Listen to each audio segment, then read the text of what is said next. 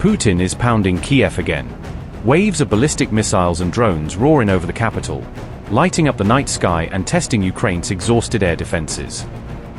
At least one person has been killed and more than a dozen injured as fresh strikes rip through the capital, leaving entire neighborhoods shaken.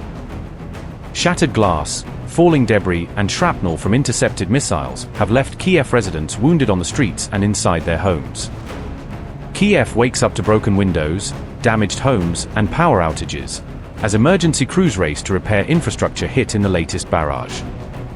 Ukraine says Russia once again targeted civilians in this nighttime barrage, striking residential blocks, storage sites, and everyday urban life. The latest massive barrage comes as analysts warn that up to 500,000 Russian troops could be surging onto the battlefield, raising fears of a new, even bloodier phase in the war.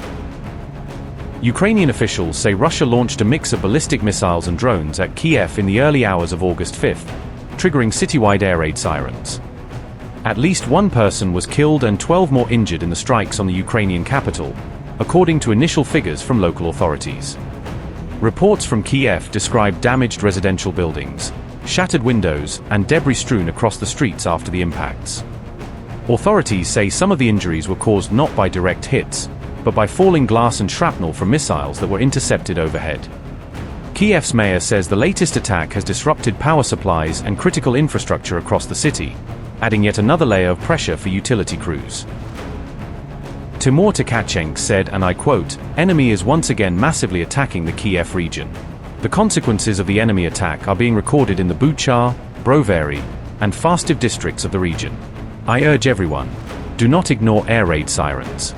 Take care of yourselves, your loved ones, and your family." Unquote. Kyiv's military administration says one woman was killed and at least 12 other people were wounded in the attacks, according to the BBC. Ukrainian air defenses reportedly shot down several incoming projectiles during the barrage, though not all could be intercepted. This latest strike is part of Russia's continuing campaign of missile and drone attacks on Kyiv, a grinding air war now measured in hundreds of munitions fired each night.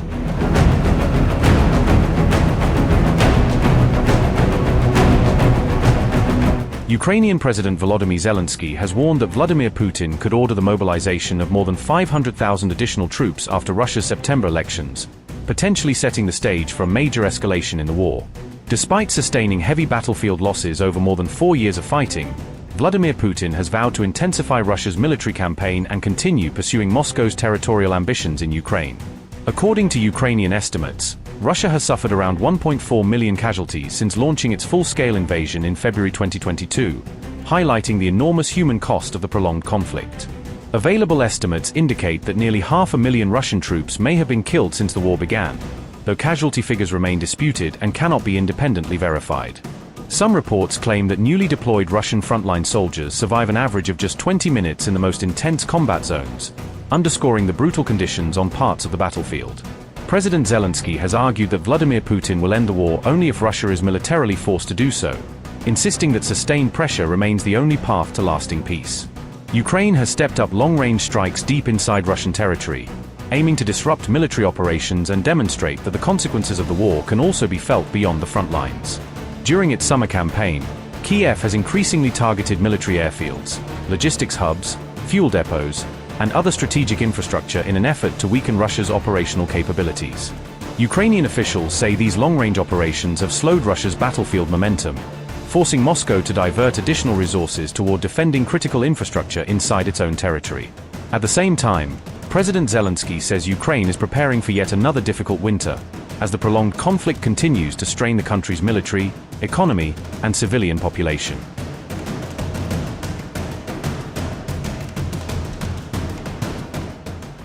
Ukraine President Volodymyr Zelensky is reportedly seeking a face-to-face meeting with Russian President Vladimir Putin to revive stalled peace efforts. Zelensky's advisor has announced that the Ukrainian president is prepared to hold direct talks with Vladimir Putin if conditions are met. Mikhailo Podolyak claimed Volodymyr Zelensky is pushing for a comprehensive ceasefire covering both aerial bombardments and ground combat operations. According to reports, Ukraine is now looking to begin what it describes as complex negotiations with the Russian side to end the war. Zelensky has also called for a complete halt to Russian missile and drone strikes targeting Ukraine's critical energy infrastructure. In addition, Kyiv is reportedly seeking a full suspension of hostilities, with fighting across the front line brought to a complete standstill. The renewed diplomatic push comes as Trump's top diplomat reportedly claimed Washington wants Russia and Ukraine to return to peace negotiations once again. The average American, you see Cuba, small country, 90 miles off our shores, 9.5 million people population. What people forget that when it comes to things like espionage and influence operations, they actually are an influence and espionage superpower. If you look at the history of espionage in the United States, Cuba is the only country that consistently has implanted and embedded spies in our system. You're going to see some efforts over the next few weeks to see if we can't restart talks between the two sides and bring this war to an end.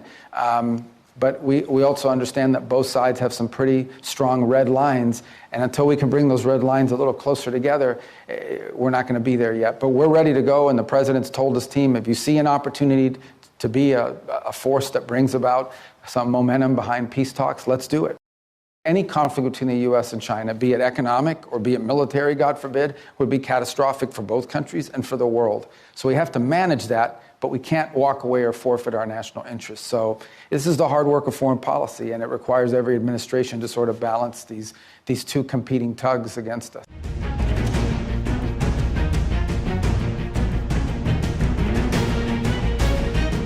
One person was killed and 31 injured in Russian attacks on Zaporizhzhia on August 2nd, the regional governor says. Ivan Fedorov reports that Russian forces dropped 8 guided bombs on the city within just 90 minutes. A 71-year-old woman died under the rubble of a residential building, Fedorov adds. Reuters footage shows first responders treating victims near a damaged apartment block. Residential and non-residential buildings were destroyed in the strikes, as firefighters battled multiple blazes. Zaporizhzhia has been under heavy bombardment in recent months, Reuters notes. The latest strike comes after a series of massive missile and drone attacks on Kyiv. Ukrainian officials say Russia is intensifying a campaign against urban centers and key logistics hubs.